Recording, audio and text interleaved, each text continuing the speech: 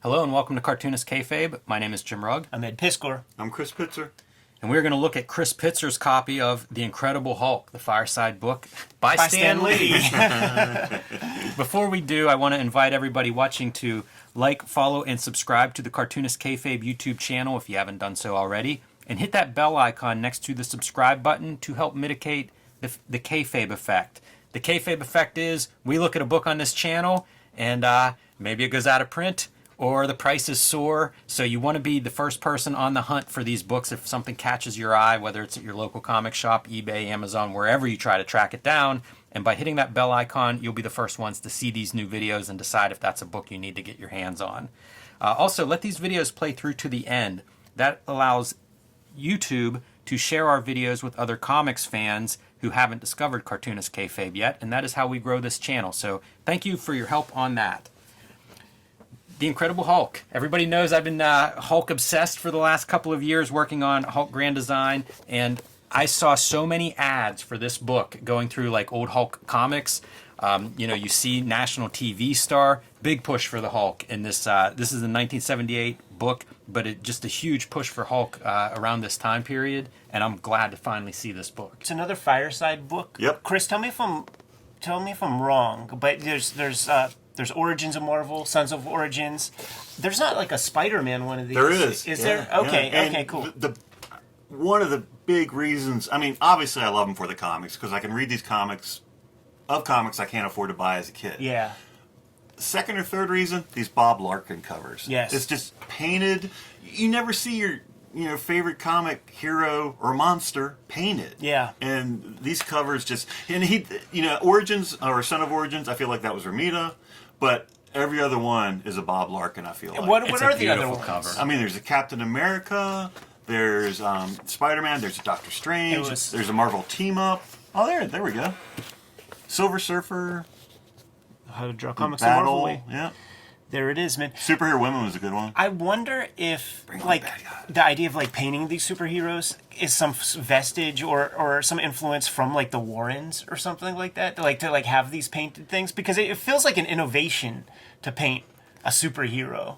I think it's all book trade. I Yeah. think that Yeah. the booksellers looked at comics as like looking down their nose at the comic books. Let's elevate it. And whenever it was like, we're going to try to sell this in a book market, we need it to not look like a comic book. Yeah, so look at old paperbacks, and they Yeah. were all Yes. painted, and all the pulps. I love, like, this is one of my favorite Hulk images. Yeah, So especially with that transformation. it's beautiful. The You, eyes, you never see it just, like, go straight up like Yeah. that. It's always a little more chaotic and things. very striking. Makes me wonder, like, what the development of this image was. Did they go through a lot of sketches compared to maybe a typical comic book cover working in that book market? But I also think, like, this blurb is a big chunk of...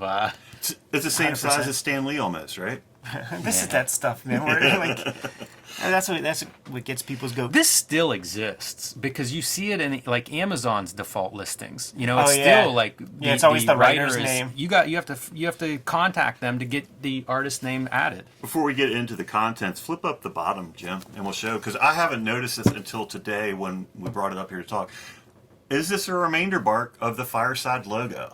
Yeah, it's very common in remaindered books. You'll see a slash, like Right. a marker or So something this slashed is the across. classiest way I've seen a book remaindered, if that in fact is what it is. Yeah, it's a good question. Pretty nice copy here, Chris. Makes me think that you didn't read this one as much as some of your other Fireside books. Yeah, this, Son of Origins, those were the earlier ones. This is a later one, and you're correct. I didn't read it as much. How weird the T is that's chopped it. off. That is, definitely a film problem. Yeah. Man, how'd that get through? What edition? This is the first edition, too. Yeah, first printing. So. I bet there wasn't a second. Like, if it's a remainder. Yeah, you're right. And dedication to John Verporten, who we have seen in things like Foom and different places. A big part of that legendary Marvel bullpen. We don't have a design credit on this guy, do we? Nobody wanted credit on screwing up the film. Yeah, negatives that's on true. that. But it's like this rule is kind of nice. Yeah, it's a pretty neat package as you open it. And one of the interesting things is this is not like reprinting in order X number of issues or something. As we get into these, I think Banished to Space is, I don't know, a couple of issues into the run, and then we get the origin of the Hulk. So kind of an unusual decision, I think, there. That first paragraph. It's finally happened. The world has caught up with us at last. I like this mention of the perfect spot to discuss the growing Hulk cult. Not something I've come across in my Hulk research. You can see that, like Dark Knight Returns type Hulk comic. A bunch of gang hoodlums painting themselves green. Sons of the Hulk. Wearing those Pizza Hut glasses. One thing that I'll call attention to now, this kind of commentary is kind of a running commentary. We'll see it between or before several other stories in this book to kind of explain what we're seeing. But Stan Lee, and at least we get to Jack Kirby's signature on most of these splash pages. So at least you know it's not just Stan Lee at this point. I really look to your comic to help me understand the Hulk. Like, what is he? Because I would just sporadically grab issues over time, and sometimes he's very cogent in his manner of speaking. Other times he is just a brute, and it just I miss a lot in between. So I'm really like looking forward to. You know what, Ed? You mentioned that, and this is one of the good examples of where that stuff comes from. The ongoing story with Hulk is he's just constantly he's exposed to gamma radiation, turns into the Hulk to start with, and then like over and over again he gets more massive doses of gamma radiation. How do you fix it? More gamma. That's right. How do you kill him? More gamma. That's right. And yeah, it keeps him kind of moving along in those different iterations. Look at that panel, too. It's a beautiful face. One of the things that like I really look to Kirby to is like he creates his like simple cylinders and stuff like that, but like making sure that drapery just follows the curve of the character's arms or legs or whatever really helps sell the 3D of it, and it adds to the dynamism. Like you see it right there on the shirt. Like he just understands all the shapes that he's drawing and has that second, it's like a second language. I love this face a lot, and I swear if I squint a little bit, I could almost say Kevin Nolan. I see that, yeah. It's a really nice rendering. It's interesting they left the editorial from the comics in. Dig the Exorcist. Oh, right, man. But I See, that's who's the designer? Can we call him out again? Some production guy here. we're gonna pop if we see continued second page following on one of these things. But It's great too. Like page 23, page 11. Still working out some of those kinks. well, I appreciate having those page number things because like when the what's the alternative when you get to like Sandman reprints and stuff and you just got a white box. That's whack. It's Yeah. true. See what we mean? The stories were simple and basic those long years ago. Nobody can say they didn't move.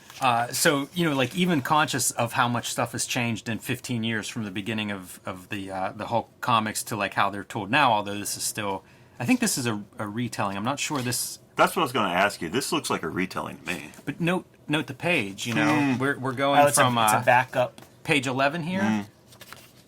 It's almost like the chapters. Those early issues would be broken up into different chapters. And so that's what you're seeing here. And apparently they thought this was a better version of the origin. And again, man, you start going through Hulks, you're going to see that origin told and retold and panels added and blown out. So that's a common practice, I guess, in all superhero comics, just really overtelling that origin again and again. And this package is not different from that DC superheroes package we saw where it's like, we're not going to give you Detective Comics 27. We're going to give you the Batman issue 1 version of the Batman origin. There it is, dude. Will Eisner. Marvel Comics are circus. That's true. Every Marvel character had their circus cup of coffee issue. I wish that were a wider part of the superhero discussion. I'm so fascinated by the circus being the big influence on superheroes as opposed to like, fascism or whatever Alan Moore would tell us. I think that color is really sharp in these books. We always talk about that, like newsprint color and glossy and reprints. They're not doing different color here, but they're doing like an uncoated paper that really shows off that color nicely. The paper is one of the better choices for this type of stuff. Yeah, and even the 80s Marvel published trade paperbacks would be this kind of approach. Some of the very first, I had a G.I. Joe Special Missions trade paperback that would be this kind of uncoated paper. It's not pure white. It's not really eggshell. There is a gray to it, probably based on just the grittiness or the texture of the paper. Same kind of seps and stuff. That off-white, though, is important. It because is. It isn't much. Like, we'd all look at this and say white paper. But it isn't white paper because you can get white paper that is like... I mean, there's so many degrees of white when you're buying paper, and it's like you do that white, bright white paper, these colors just, it's like they're floating above it. Absolutely. It really creates a problem. We looked at the Jordan Crane repro guide, Brian Ralph, all those guys, and the maxim that he puts into that piece when he's talking about computer coloring, put a 10% yellow over top of your color. Yes. And that mitigates the pure bleach white, toilet bowl, porcelain white. I always remember being at Copacetic Comics with you, Ed, and us looking at the Carl Barks duck reprints that Fantagraphics did that look amazing, great color, but like holding them up to the window light to try to figure out, is that like a 5% yellow on, just to soften up that white a little bit? And we were like, oh my God, there's a magenta in there. and then hitting up Rich Tommaso. Rich, was there cyan and was there magenta in there? And he said yes. Could there be a more exciting... Imagine being a kid reading this, Mission Stop the Hulk. Yeah. Could there have been a more exciting splash page if you're a comic book 7-year-old comic book fan, Fantastic Four and the Hulk going head-to-head? That is a setup right there. Dream match. Reed's pretty chill about it. Oh, yeah, he's not excited. This is a good example, too, because that's 100% cyan. And that it's subdued, Like, if it was on pure white, then it's just assault your eyeballs, sizzle. And one of the cool things with this book is this is a Fantastic Four comic that they're reprinting, but it's one of the iconic battles. Like, I represent this story in my Hulk Grand Design because it's the first fight between Hulk and Thing. You have to, it's his real adversary, so got to have that arch rival in there. Cartoonist Kayfabe is sponsored by the comic books Ed Piskor and I make. If you want to support Cartoonist Kayfabe, pick up our comics and books wherever you buy them. Starting with Red Room, the Antisocial Network, Season 1 of Ed's Murder on the Dark Web for Fun and Profit. Trigger Warning, Season 2 is now in stores everywhere. This is issue number 1. Issue 2 also available. Issue 3 coming next month. And available wherever you buy comics, except for banned in 7 comic stores. Hopefully that number's not rising, but you never know. Well, you know what? The cool thing about it rising is that the bigger comic shops heard about that stuff, tripled their orders, man. Nice. WYSIWYG, A History of Computer Hacking. X-Men Grand Design, the Grand Design that started them all, including Hulk Grand Design. Can't wait 3 oversized volumes of this available. Can't wait to see what your cover looks like when you put yours together, Jimmy. And Hip Hop Family Tree, A History of Hip Hop, available in 4 treasury-sized editions or 2 beautiful box sets. You can pick up my latest book wherever comics are sold, Hulk Grand Design Monster. This is in comic shops everywhere now, with some beautiful variant covers, a retelling of the 60-year history of the Incredible Hulk, and coming in April, Hulk Grand Design Madness, with also some beautiful cover choices here by Ed McGuinness and Jeff Darrow, as well as my cover. Again, the 60-year history of the Hulk distilled down into 2 very dense, oversized issues. Plain Jane's, the first young adult comic graphic novel here in America by Cecil Castellucci and me. And Street Angel, Deadliest Girl Alive, which just went out of print from Image Comics. Ed, if you guys at home see Street Angel, Deadliest Girl Alive on your comic shop shelves, pick it up because it is no longer available for order. But the original Street Angel hardcover, oversized, these are kind of like director's cuts, almost like artist editions. I think they're the nicest books ever designed. These are all still available from the publisher. You can get them wherever books are bought and sold. And now back to our regular scheduled programming. And nobody's going to complain about more Kirby being reprinted in this. I almost feel like all the verbiage is like the parents want to see that. They want to see that if they're giving you a dime for a comic, or 12 cents, I guess, at this point, they want to see that like it's going to hold you over for a little while. Take some time. You're going to read. You might learn a few words. And this is your money. This is what you're paying for right here, the actual fight. A lot of setup for a couple of pages of their showdown, but... Kind of a surprise, too, because Kirby's so good with that, but I guess it's still pretty early. Within the first, dozen issues of Fantastic Four. And again, the commentary. Did you notice the sneaky ending? Notice how Hulk mumbled, I got a feeling this ain't the last time we'll meet? Foreshadowing. When I started reading, there'd be like the cycle of stories every 2-3 years. Yeah. It felt like they would do the same cycle, and you would get your Hulk Thing fight in there somewhere. That was like that was the Venom of Spider-Man Venom. Hulk and Thing would have to show up. And now, Avengers. but not Avengers 1. Right. Because we already had Sons of Origins, Exactly, man, so we yeah. can't keep selling old rope. We talk sometimes about, like, I love seeing superheroes doing mundane stuff, just sitting around a table, hanging out in the break room with each other. I always like this Iron Man version too. Yeah, it looks Yeah, good. I think of it as like the Ditko Iron Man. Yeah. Look at these generic boy gangs. Like, you can't differentiate one from the other. Teen Brigade. That feels like one of those ideas that didn't quite go. Yeah. Because you'd see him float through different comics, panel here, panel there. Maybe some exposition, but they never quite rose to be like, where's the Teen Brigade comic? When's that coming out? We looked at that Foom, and they did that, like, keep on trucking kind of thing. And you would hear about the college kids kind of floated Marvel for a little while, added some extra readership. So it's like, you need to advance the age of those kids. Make them like Shaggy and Fred type age or something. It's such a big cast universe-wise that maybe it's just too much to ask. Like they're kind of filling roles that other characters already have. Yeah, too. you just want to see more of this. You don't need just like regular looking folk. Good Namor getting the upper hand. Namor and Hulk make such a perfect tag team. Like just outsiders that all the heroes hate. Natural heels. And you could just know that, like, Namor the Prince, just a manipulator. Oh, yeah, of course. Almost everybody that Hulk falls in with, if he's teaming up with them, they're probably manipulating him. Yeah. Like, usually that's what happens. That's what falls apart at some point. Close-up of Iron Man's boots. Yeah. Thanks heaven there's a little space there. So. Yes, thank heavens.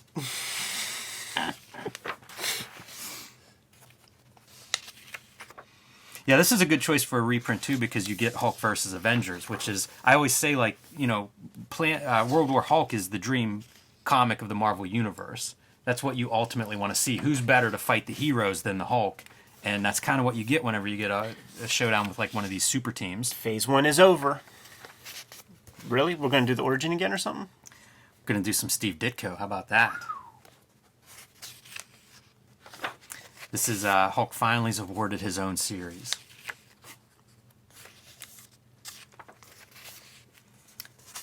I have this robot in here. It's always Banner makes some kind of scientific thing, some weapon that goes wrong. Hulk is just the first of many. He's not a great scientist, is he? It's either him or blame the army. They let these things get loose. Does that look like Thunderbird's Argo? It does, that hat. Same color scheme? Ditko does a pretty decent Hulk. Yeah. It's so fun seeing him like do the Hulk with the Steve Ditko storytelling, where it's just that left to right kind of mid shot storytelling. Yeah, it's a clunky, makes that figure very clunky, and it works. You get to see him a lot. That's a little bit more of that Mike Allred, where you're getting like full figures in your frame, as opposed to the Kirby foreshortening coming right at you. When you see the pencils, like some of that stuff has escaped, and you could find it online. The way Steve Ditko builds a human figure is like very, very instructive. Like, you could learn a lot about just like imaginative figure drawing by looking at like the shapes and the way he connects them together. Like it should be Steve Ditko's constructive anatomy, for comics or something, rather than like George Bridgman. Really good with weight. That's an unconscious Hulk, and it feels like he's heavy. Dragging those feet, dude. Trying to lift him up. Ooh. Part 2. I would see that kind of Ditko art later in his career. Like some of the later Marvel stuff is where I'd see pencils of his pages, and you can see those, like the cones and the shapes really clearly constructed. There's a splash page in the early Hulks where it shows, you just see it, and it's the leg. Like, you just see those ankle bones. Dark eyes. So, dude, I mean, if that was black and white, that would just look like a haggard Peter Parker.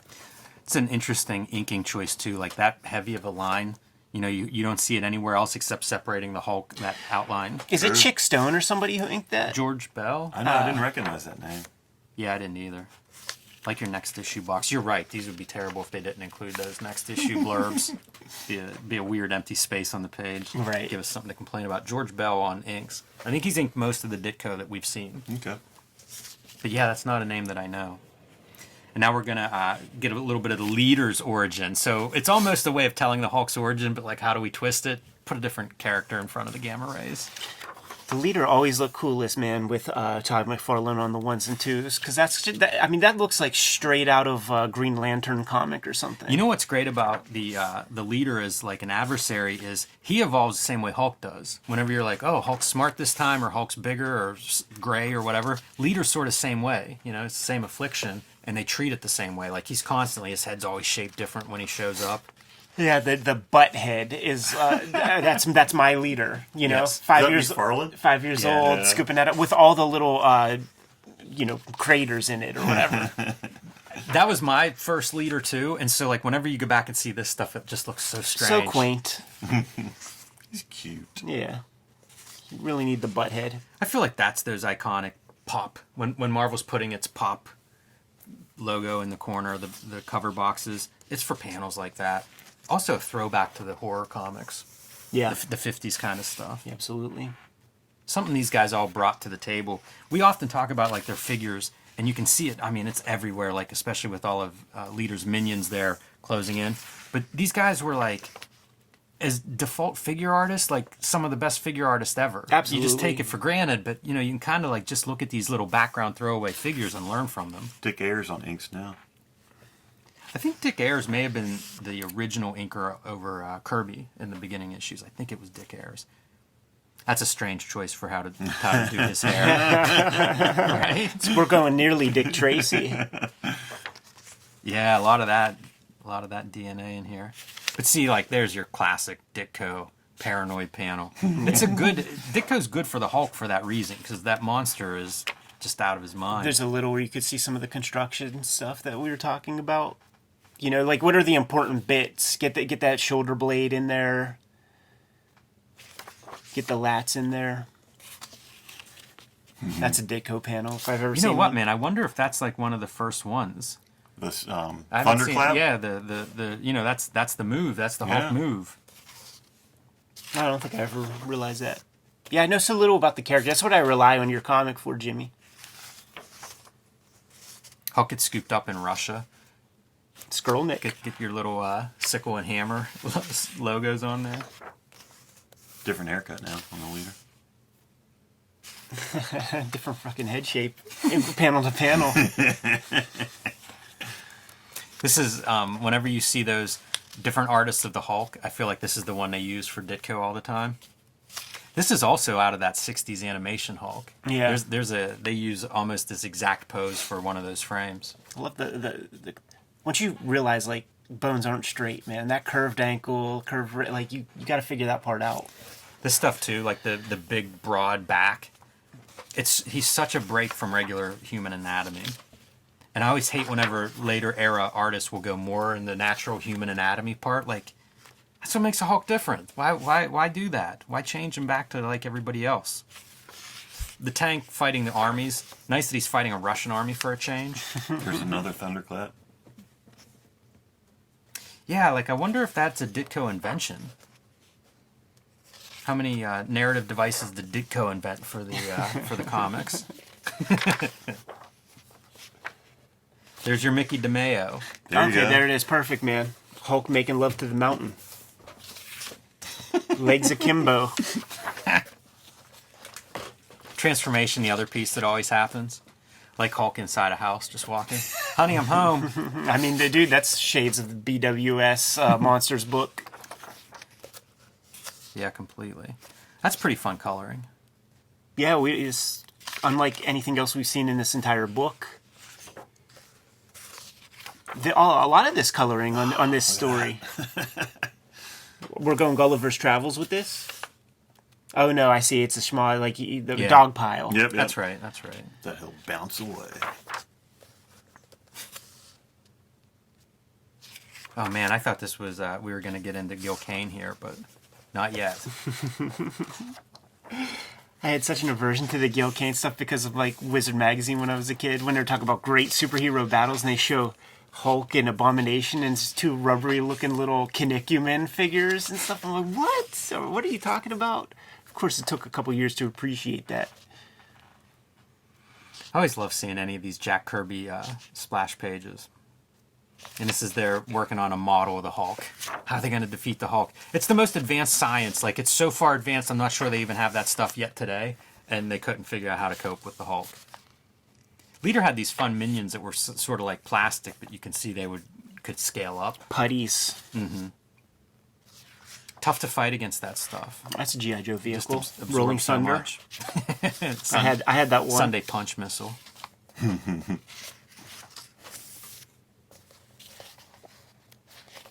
Classic Rick Jones.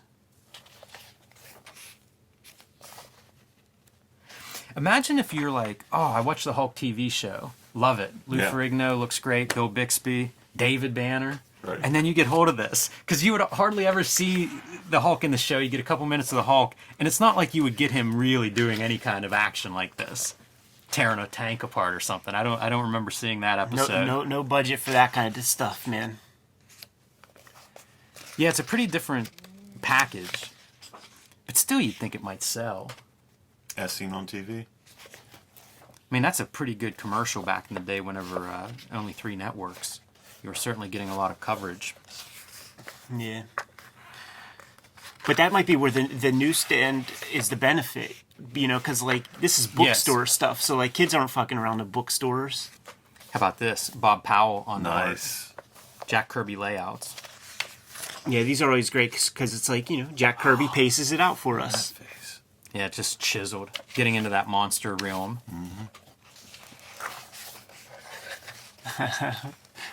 Goes to NASA space camp. Weren't you jealous of the kids that would get to go to that, man? You would see it on all the 80s kid game shows. Yeah. That would be a grand prize. I have a whole list of these kids that I'm jealous of. If you had a good art program at your school, you're already ahead of me. Yeah. Get some Watcher showing up. This is one of my early Leader stories that I really love. The Leader sends Hulk to get this device from the Watcher, which is essentially like all the knowledge in the universe. But first, of course, he has to challenge this other super alien who's after the same device. Yeah. Coincidentally, at the same moment. And what can Watcher do? He just has to watch these 2 giant brutes, 2 of the strongest brutes in the universe, fighting. Good setup, and all you need is a giant clam. Nobody's writing these stories.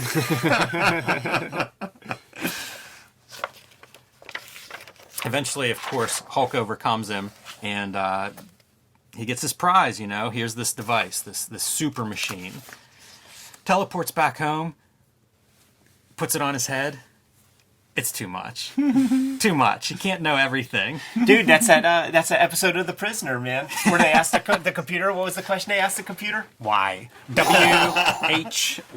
question mark. Start smoking. Yeah. I like the just the fall. Sizzle. Did it say Here sizzle? we go. It should say sizzle. I may have to amend some of my art. Is it too late to have Grand Design say sizzle? Gil Kane, There man, you stepping go. up to the plate. How about that for some Gil Kane art? And pencils and inks on Gil Kane, so doing his own finishing. This Boomerang character is lame. It's one of those guys, like, there's no reason that dude should last a millisecond with Hulk. The only way he should survive is if he's running around staying out of Hulk's eye line. And not making him mad and throwing boomerangs at him. Boomerangs. They really missed Kirby when he left. And here come the comments about Paste Pot Pete and shit like that. Did Boomerang ever come back? Better not have. I don't know if we saw Boomerang again. There's a bit of an extended Boomerang story, because at some point I think he kidnaps Betty. Mm-hmm. Sometimes these characters blend together, though, a little bit. You know, sometimes it's a similar character that shows up a decade later. But yeah, I can't remember if it's actually Boomerang that we see again, but we see a character like him, if not him, a couple of times. But I do like the Gil Kane stuff. That Artie Simek lettering's the shit too. He does a few. You know, he has a little bit of a run. And then finally Stan Lee signing off. So love that there's some almost a director commentary running through here of what you're seeing. I don't know about, again, if you're coming to this from the Hulk TV show, I have no idea what you make of a book like this. Yeah. Right. This is kind of a strange artifact.